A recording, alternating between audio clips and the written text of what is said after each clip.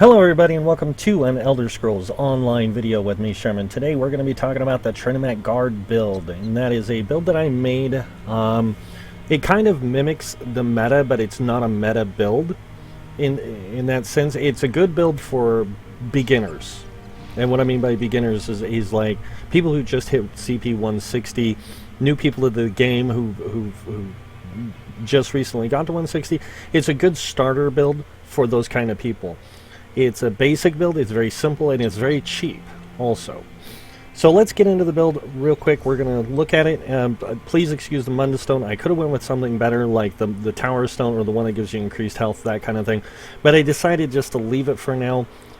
You can really go with any Munda Stone you want with this build kind of thing. So whatever you're running with normally, you could continue with, or you could go with the two I mentioned, the Tower, or I think it's...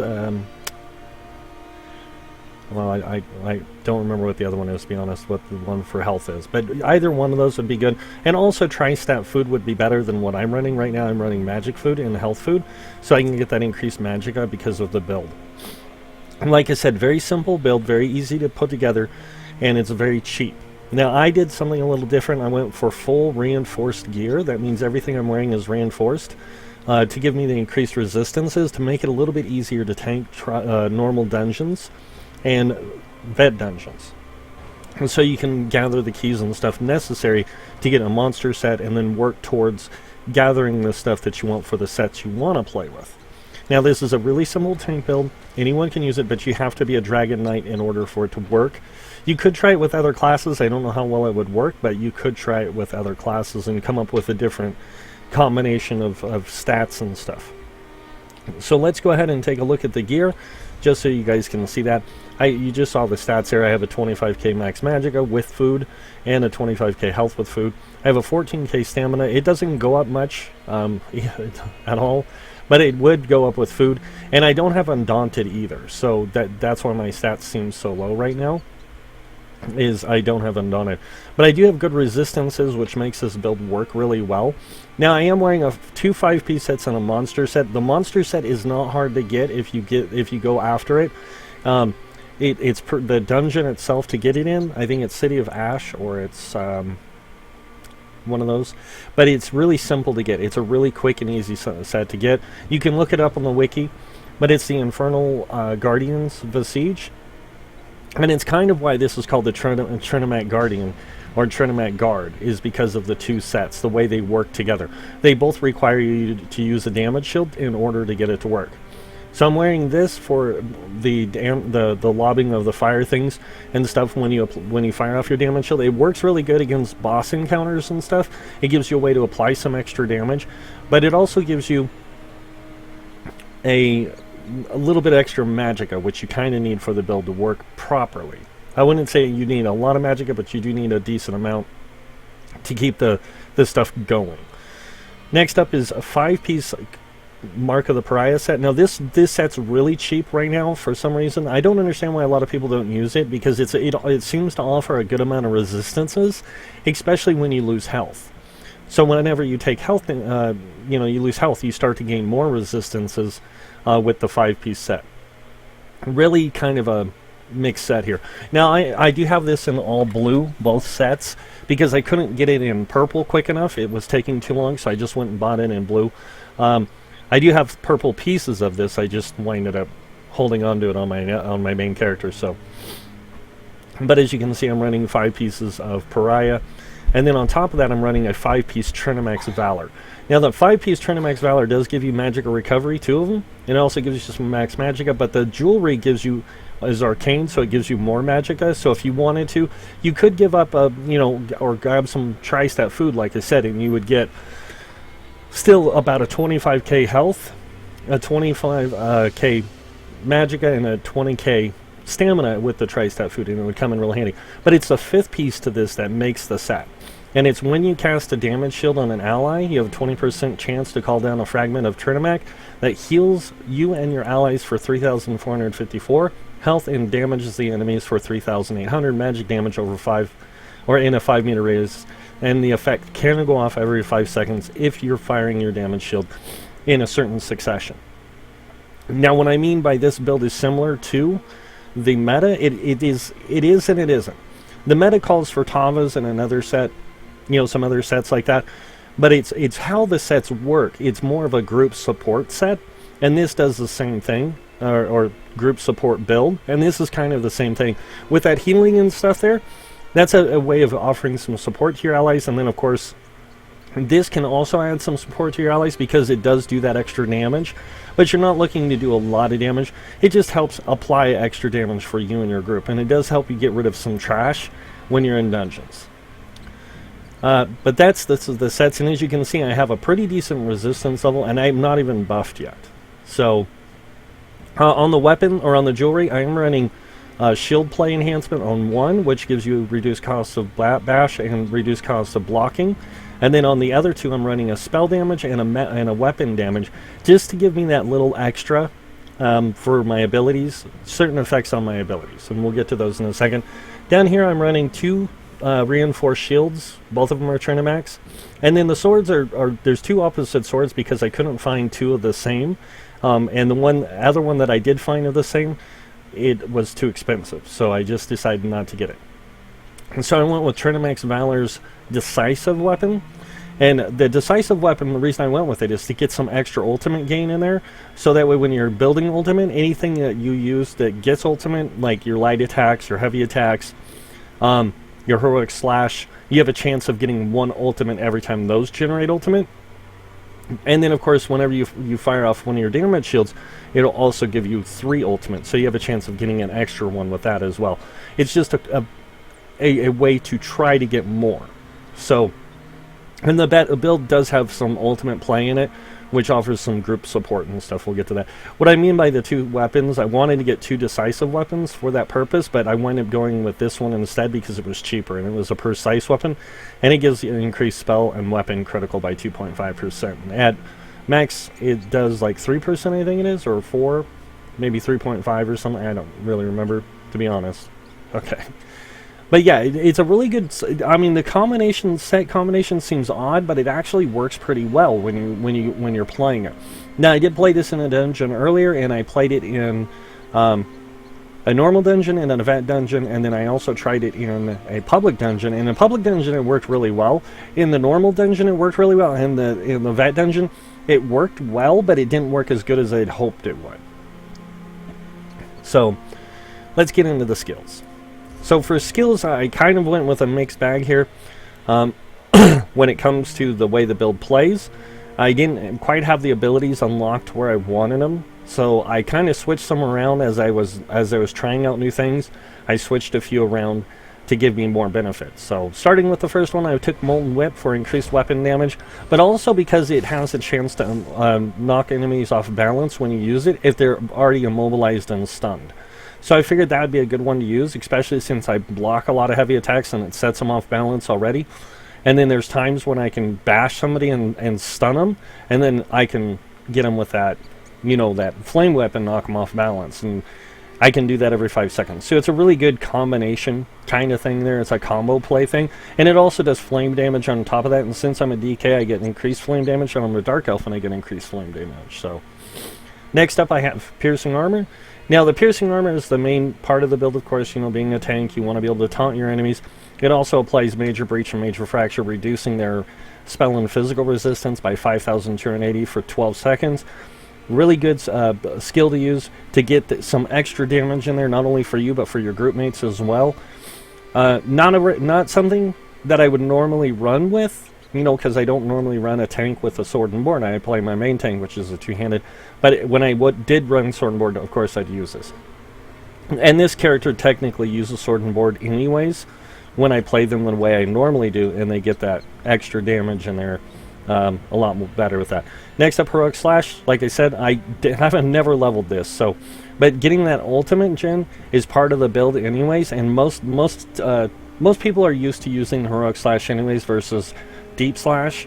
And Heroic Slash does give you the ultimate. It also applies Minor Maim for 12 seconds to the one enemy you hit, but it also gets you that extra damage and it reduces their movement speed as well. So it's a good one to use for those purposes, but it's mainly for the ultimate gain is why we have it. Next up is this one, Inferno. Now I do want to get the morph that heals, and that's what I was looking to do, but it was taking so long I just kind of stopped. But it is a really good one to have because it does heal, and it does give you a little bit more critical, but don't worry about that critical thing. You're after the healing effect more than you are the critical. Now, if you can get the critical, that's nice because then you'll get a critical heal. Next up is Igneous Shield for the increased healing effectiveness. So when you do heal with this, it would heal for more, and that's why I took it. And I was working towards that, and I just recently changed to Igneous Shield from the exploding one. Obsidian? No, not Obsidian. But it's one of those. So I traded them out instead. Next up is Magma Shell. Now, Magma Shell is the main ability that you're going to be focusing on building Ultimate for, because it does apply a damage shield to your nearby allies, along with giving you damage reduction.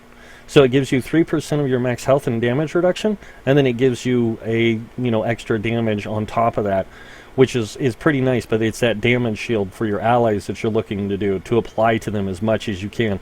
So the quicker you can get that 200 ultimate, the better off you are.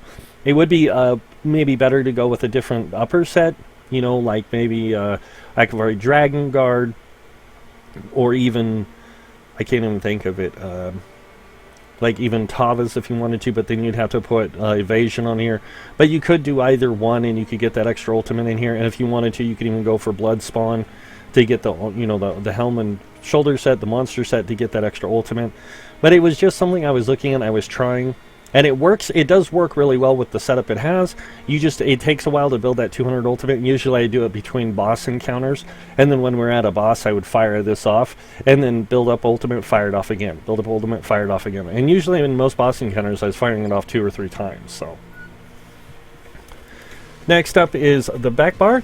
Of course, over here again we have the Molten Whip to keep that extra weapon damage and stuff. Just because the more weapon damage and stuff you have, certain things are affected by it, and heals and flame damage is one of the things. So I try to keep it up as much as possible. The fire damage, Fiery Grip, I took this because it is a nice pull. It grabs your enemies and pulls them to you. I do not have the morphs of this, unfortunately, yet, so I'm working towards getting that. You can trade this out for Choking Talons if you wanted to. So you can apply that minor maim to them, and you can give them that extra damage kind of thing. Next up is Green Dragon's Blood. I went with this one instead of Coagulated Blood because this one offers the healing received by 8% for 22 seconds. And it also gives you stamina and health and recovery. Even though the health recovery is not really necessary, but that stamina recovery is nice to have when you fire this off, so you have a way of getting extra stamina when you do your heavy attacks. Next up after this is another group buff. It's Igneous Weapons. It's not so much for you as it is for your group, because a lot of people I've noticed these days isn't running Major Brutality or Major Sorcery, so this is a good way to apply those to them, so that way they have it and they can use it. And it lasts for 40 seconds, which is pretty darn good. Next up after that, of course, is Volatile Armor. Now, I would go with the other one, but I figured this one was better because it does apply damage over time, but it also does magic damage to melee attackers. So it does the damage over time, and it does extra damage on top of it. Plus, it gives you Minor Ward and Major Ward and Major Resolve, which gives you that extra 5,280 spell and physical resistance. That lasts for 20 seconds, and it's a good buff to have. And you want to keep it up as much as possible, especially with this build, because this build plays off the resistances. And then, of course, Standard of Might, which is a normal one that a lot of DKs use. It does cost the same amount as Warhorn, so it does take a little bit more to get out. But when you can use it, I suggest using it because it does give you 15% damage reduction, but it also gives you an extra 15% damage if you need it. And then, of course, you get that extra flame damage as well. And that's with just the skills and the stuff. We'll get into champion points real quick, but I do want to say this. If you are running with 160 CP, I will explain where to put the points to make it the most effective. You won't have the kind of resistance as I do, but you will have the most effective thing. So, starting with the trees, what you should do, or what you could do, and what would be highly suggested, is put 27 into both of these with 160 CP, so that way you get the Elemental Defender and Hardy 10% damage reduction to begin with. And then over here put into Spell Shield just to give you some resistances, and you could put into here giving you the heavy armor focus, but you wouldn't have enough points to put into these probably. So those 4 things right there would be 100 and something points. You might have enough left over Well, actually, 160, you'd only have like 80 something points. So you probably only have enough to put into these two to begin with. On this one, I would put into probably Magician to get the reduced cost in Magicka, not Warlord, the reduced cost in Stamina, because you're not looking to reduce the cost of Stamina too much. You're looking to reduce the cost of Magicka more, because you're using a lot more Magicka abilities. It was my mistake when I threw it together, but that's because I was thinking about a different build at the same time. So I just didn't refund the points. I'd put into these two to begin with. I wouldn't worry about the rest of the stuff except for maybe Shadow Ward. Put into that to give you some extra blocking capabilities. Over here, I did do something kind of weird. Now, if you only have the 160, just put in the melee weapon expert so you can get that extra light and heavy attack damage. A lot of people would probably say put in the blessed, but you really don't need blessed when you have that 25% healing effectiveness for your character. Because putting 100 points in here is going to give you the same thing. So with that, with the Obsidian Shield, or the Igneous Shield, you do get that 25% healing effectiveness. So you can, you don't really need to worry about this. But putting into that, this gives you extra flame damage, and this gives you extra, critical damage, but also gives you critical heals. Increases your critical healing too. And that's the main reason why I did it, was to increase the magic damage for the healing, and this for that. And then over here I put in 27. But just because I had it, and I put 6 in here. But it's like I said, it's a nice little starter build to get you started into tanking and stuff. And it does work very similar to the meta. And the fact that you get all the extra resistances and stuff also helps, especially in dungeons. So basically the way this build works is you start with Volatile, you go into Igneous Weapons, drop your Green Dragon's Blood, so you get that healing received. And then just start in, and use this too. And then get your heroic strike off, so you can get your ultimate building, and try to do this every 6 seconds. And then if you want, you can use your ultimate right away, kind of giving everybody that damage shield. And I try to keep those two last abilities up at all times until I lose my other stuff. And usually by then I can keep they're dead, so. But it usually doesn't do that much damage. It's because of the fact that I was just popping this right here, and it was doing that extra spell damage from lobbing those mortars from the helmet, or the monster set. So it's a really good build for solo play. It's a really good build for group play, especially with that Trinimac. I can't get Trinimac to fire because I'm not playing with anybody else, and there's nobody nearby. So start with the ultimate, do that. This is another way you can do it. So that way you can get that volatile damage on them right away. And then I try to keep the Flame Whip every rotation too, so I can get that off them.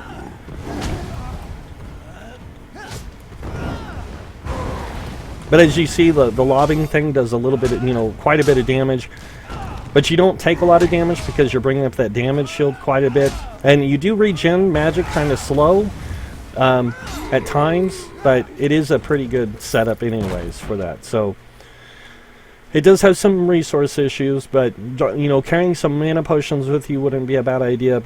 Some that give you mana and give you increased mana recovery, that kind of thing, or give you mana back over time would be nice. Another thing you could do is switch out on the weapons. What I have on them, flame damage, you could put in absorb magic with Magicka return. So that means whenever you do a light or heavy attack, you have a chance of getting extra Magicka back. So you could keep those maintained better. And plus with that little bit of extra magic damage on your weapons, that's just a benefit to you and your group for you to apply a little bit more damage when necessary. I went with flame damage because I am a DK, and on top of that, I'm also a Dark Elf, so I get increased flame damage. So it helps me to apply a little bit more damage. And that's pretty much how the build is, and that's how it works. And if you do it right, you can usually keep a group maintained pretty well by, with your healing and the healer's heals and stuff like that pretty well, actually. So you get all that healing and stuff going on. And like I said, this is a starter build. In fact, I'm going to put, in the title, I'm going to have it say that, Trinimac Guard starter build. And it's basically, like I said, it's a starter build for those wanting to get into tanking that are playing a DK. You could use the gear set on any of the classes, though, and come up with some kind of, combination of skills and stuff to come with a good build for it and make it work for you really well. But like I said, it would be better with tri-stat food, not dual stat food. But altogether, this set cost me about 5,000 gold to put together, besides farming the monster set, which I already had.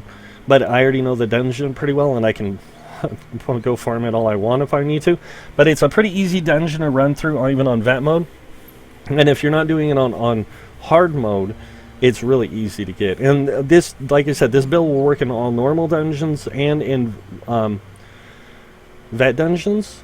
But I don't know how well it would work in trials, and I wouldn't really try it in a trial necessarily, but it is still a good build for just romping around in the world, doing your normal quests, and getting some other stuff done, because you can kill things pretty quickly, even just using a couple of abilities without trying to use a bunch. I mean, like if you were just doing quests out here in Arsenium, let's say, and you wanted to just fight your way around some mobs, or you're fighting some mobs. If I can find any mobs. There's a lot of people out here tonight. Well, we'll just start with this guy. But like I said, you can pretty much, you know, take on stuff yourself. You're not going to burn through a lot of mana if you're doing that. And like I said, you do build ultimate pretty quick with this, because of the way it works. I just lost my food bonus, so...